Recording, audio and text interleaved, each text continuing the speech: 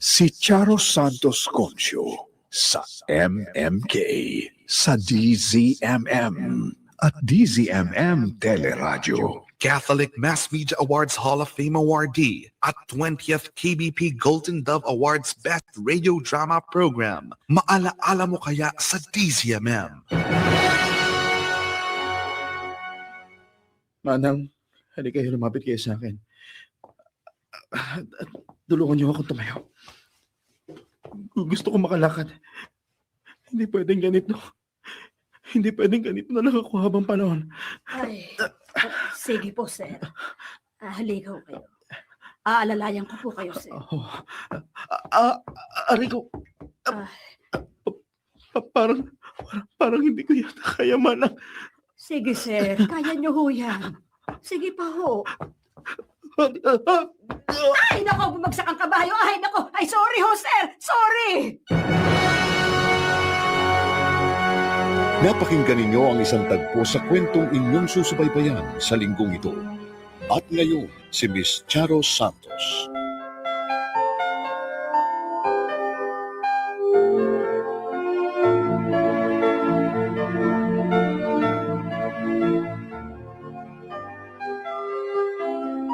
Ang nakaraan, napakinggan natin na naaksidente si Harold dahil sa kanyang pagmamadali para puntahan si Nicole na dinala sa presinto ng mga sumaklolo.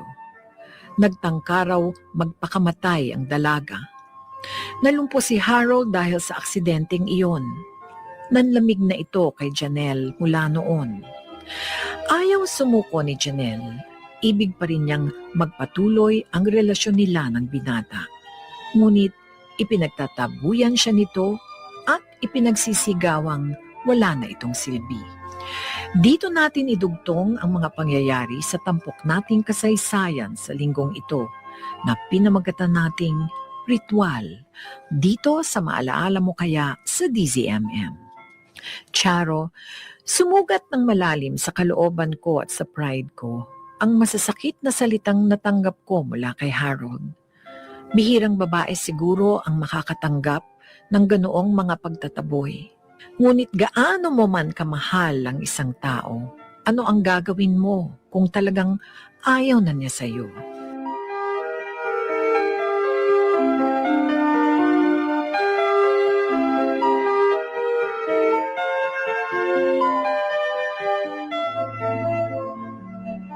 Alam ko kung anong iniisip mo kaya bumalik ka pa rin dito kahit pinagtatabuyan na kita.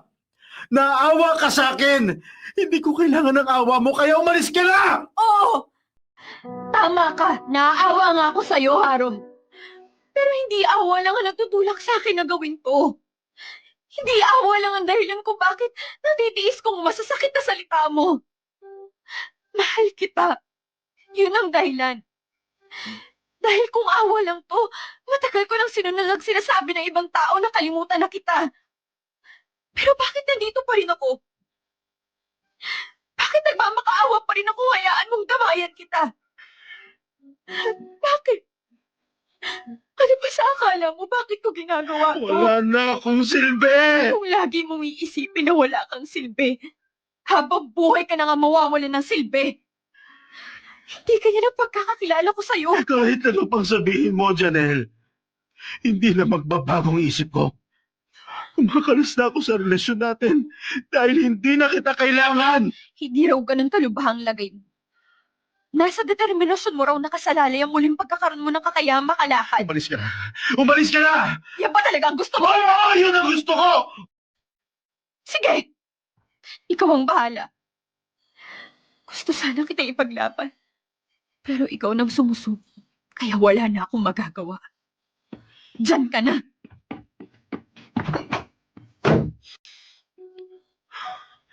Wala na akong silbi, Janelle. Wala na akong silbi, kaya ibinigay ko na ang kalayaan mo.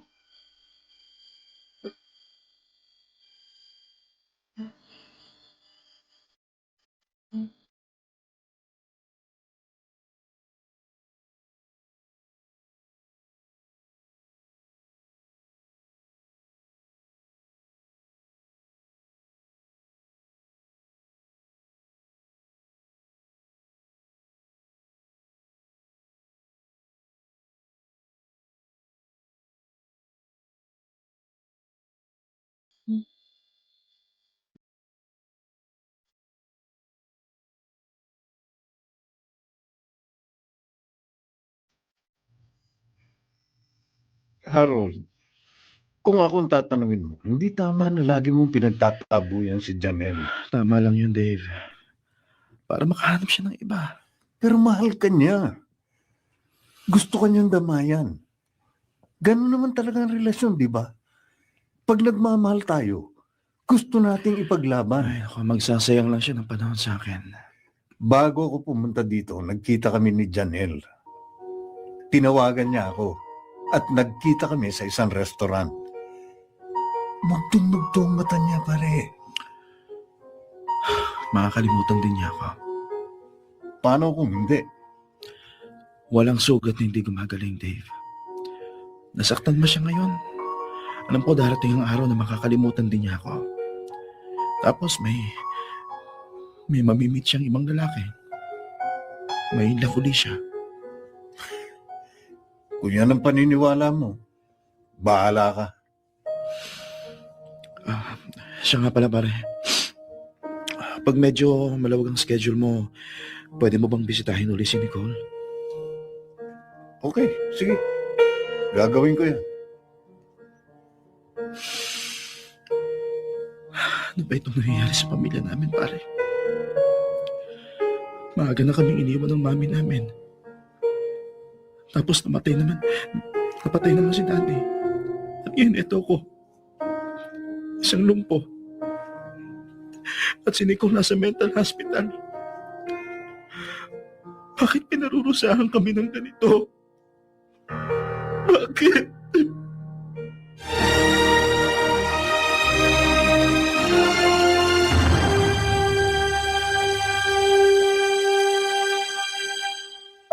MMK sa DZMM.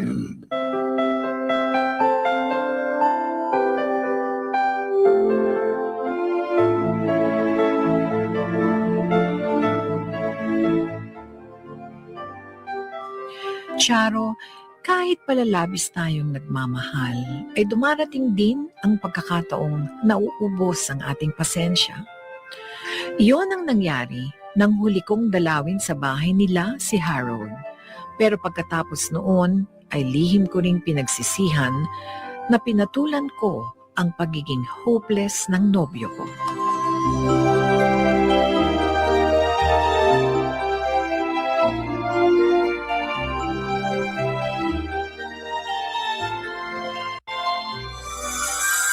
Kung lagi mong iisipin na wala kang silbi, habang buhay ka na nga mawawala ng silbi, hindi ganyan ang pagkakakilala ko sa'yo. Sa totoo lang, hirap na ang kalooban ko, Janelle. Hindi ko kaya mawala ka. Pero wala na akong silbi. Wala na akong silbi. Manang! Sir Harold! Bakit po? Manang, hali kayo. Lumapit kayo sa akin. Tulungan niyo akong tumayo. Gusto ko makalakad. Hindi pwedeng ganito. Hindi pwedeng ganito lang ako mabuhay. Ay, sige sir. Halika kayo. Aalalayan ko ho kayo.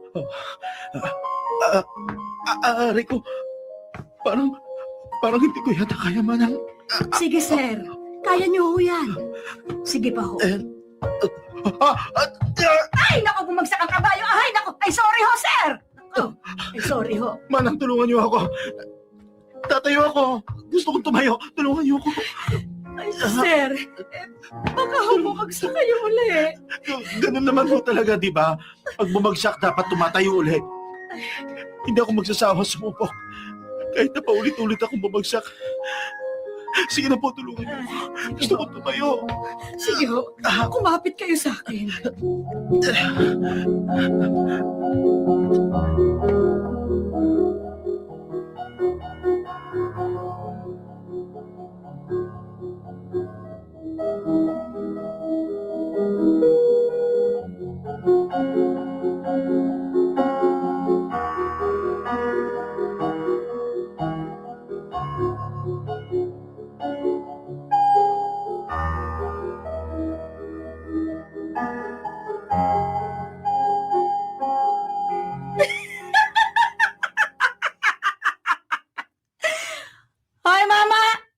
Bakit ganyan ang titig mo sa akin, ha?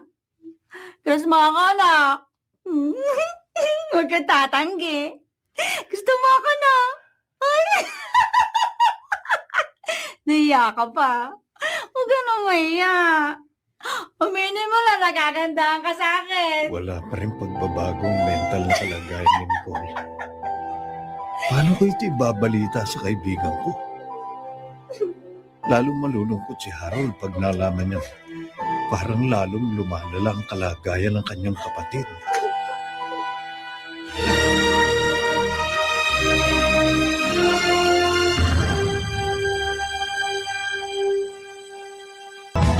Magbabalik ang Maalaala Mo Kaya sa DZMM.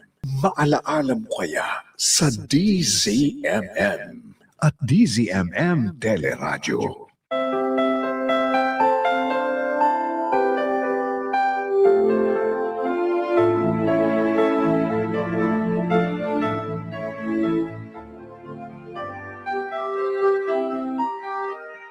Charo, noon ay inakala kong wala ng wakas ang kaligayahang naramdaman ko nang maging kasintahan ko ang lalaking dati pinapangarap ko lamang. Pero siguro nga'y sa nobela lamang nag-e-exist ang wagas na pag-ibig. O kaya'y sa mga telenovelang ibig magpakilig ng mga manonood. Parang totoo nga ang sinasabi ng maraming kabataan, walang forever.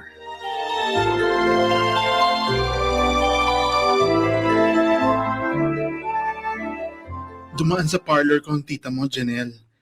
At siya ang nagsabi sa akin, totoo bang nagpapalipat ka raw sa branch ng kumpanya niyo sa Maynila? Gusto ko munang mag-ibang lugar, Ella. Pag naibang lugar ko, baka sakaling makalimutan ko si Harold. Bakit? Talaga bang wala ng pag-asa na magkabalikan pa kayo? Wala na siguro. Nawala na siya ng tiwala sa sarili niya. Hindi ko naman kayang magmakaawa sa kanya habang panahon. Ano kaya kung gawin mo ulit yung ritual na ginagawa mo noon para mapabago mo pa ang isipan ng nobyo mo? Ritual? Nakalimutan mo na ba? Ikuminento mo sa akin minsan. Naglagay ka ng papel sa unan mo na may nakasulat na liligawan ka ni Harold. At nangyari nga. Ngayon, sulat mo naman, babalikan ka niya. Wala namang mawawala kung gagawin mo, di ba? Hindi na siguro tatalab yun. Pero alam mo, kailan ba yun? Nakasalubong ko sa palengke yung maid nila at may dalang saklay yung maganda. Saklay? Oo, 2 saklay.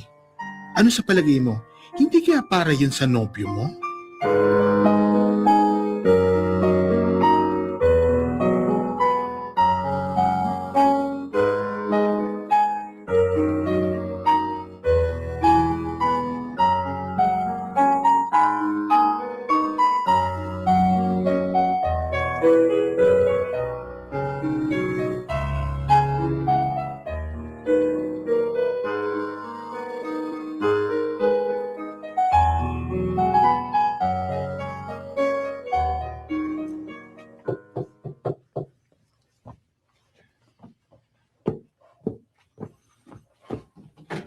Manang Harold, pare. Tuloy ka, Dave. Pare, nakakalakad ka na? Sa tulong ng saklay. Tama ang sinabi sa akin ni Janelle nang huli siyang pumunta rito. Maglilimang buwan nang nakakaraan. Kung lagi kong iisipin na wala akong silbi, yun na nga mangyayari sa akin. Wow, pare. Sandali lang ako na destino sa Bicol. Pagbalik ko, nakakalakad ka na. Pare, congratulations. Salamat. Salamat at dumating ka. May gusto sana ako hingin ng tulong sa'yo eh. Basta ikaw, pare. Ano ba yon? Wala pa akong bagong kotse. Oh, Isa pa, kahit meron, hindi pa ako pwede mag-drive. Pwede mo ba ako samahan kina Janelle?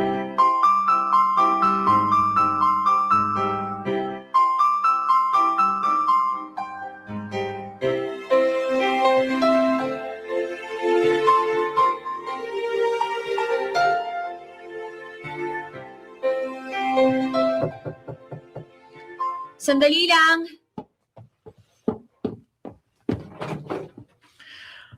Ah, pwede ba akong pumasok? Harold, nakakalakad ka na? Laging umuugong sa mga tainga ko yung iniwang mong salita. Na kung lagi kong iisipin wala na akong silbi, talagang mawawalan na ako ng silbi. Patawarin mo ako sa mga nasabi kong masasakit na salita. Nasabi ko lang yun dahil akala ko wala na akong pag-asa. Harold. Harold. Napakarami na natin pinagdaan ng pangit na karanasan. Parehong hindi nalutas sa pagkamatay ng mga magulang natin. Pero sana hindi madamay ang pag-ibig natin. Ikaw lang naman ang madaling sumuko eh. Ayaw nga kitang isuko. Gusto kitang ipaglaban. Mahal na mahal kita, Harold. Mahal na mahal. Pareho lang tayo. Nahirapan din ako nang sandali mawala ka eh. Hindi ako nawala. Ang tiwala mo lang sa sarili mo ang sandaling nawala. May kasama ka pala. Okay lang. Sige, tuloy niyong pagyayakapan. Alam ko na miss niyong isa't isa eh.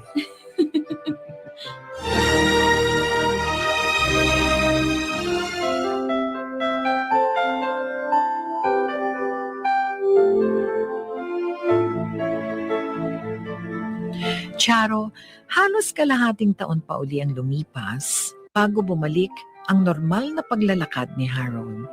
Samantala, magaling na rin si Nicole pero wala siya dito sa Pilipinas. Bumalik na siya sa Amerika. Nagpakasal kami ni Harold at ngayon ay buntis ako sa aming magiging panganay na anak. At bago ko wakasan ang liham ko, ay mayroon akong gustong bawiin, Charo. Hindi totoo ang sinasabi ng maraming kabataan na wala raw forever. Meron. Isang halimbawa ang pag-ibig namin ni Harold na ngayon ay mister ko na. Ang pag-ibig pala, gaano man kalaki ang dumating na problema, gaano man karami ang mga pagsubok, mapagtatagumpayan ang mga iyon basta huwag lang susuko at sasamahan lagi ng dasal. Hanggang dito na lamang, gumagalang, Janelle. Being deeply loved by someone gives you strength, while loving someone deeply gives you courage. Sa panahong nasa bingit tayo ng pagsuko, ang mga taong mahal natin ang nagbibigay sa atin ng lakas ng loob upang naisin nating ipagpatuloy ang laban, upang sa duloy ating makamtan ang minimithi nating tagumpay. Iyan ang kabuuan ng liham na padala ni Janelle na pinamagatan nating ritual dito sa Maalaala Mo Kaya sa DZMM. Ito po si Charo Santos. Magandang hapon po mga kapamilya. Si Charo Santos Concio sa MMK, sa DZMM at DZMM Teleradyo.